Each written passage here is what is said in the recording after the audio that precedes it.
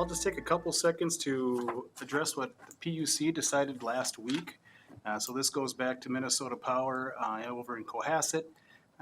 Months and years ago, they submitted an integrated resource plan, an IRP, and in that plan, they suggested, they being Minnesota Power, to the Minnesota Pollution Control to shut down number 3 by 2030 and number 4 by 2035. Of course, they were getting a lot of pushback. They, as the PUC, getting pushback from mostly environmental groups that they need to shut that down sooner. But the Department of Commerce was also shutting that down, and so was the wanting to shut it down sooner, and so was the Office of Inspector General at the state. So a couple of state agencies were pushing to have those plants close sooner than that.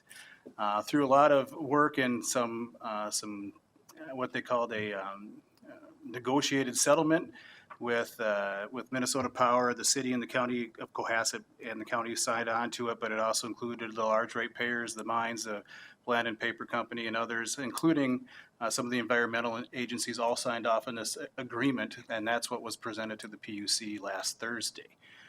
So there was time for testimony, lots of back and forth. I actually testified saying this is a compromise because at Itasca County, we wouldn't care if they burn coal for their 50 to 100 years. It doesn't matter to us. We want to see them continue to flourish and employ people as it is. But it did represent a compromise.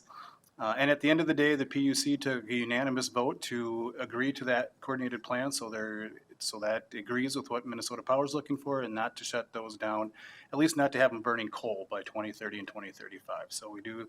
It's a good win at the end of the day because there was a lot of pressure to do that sooner than that.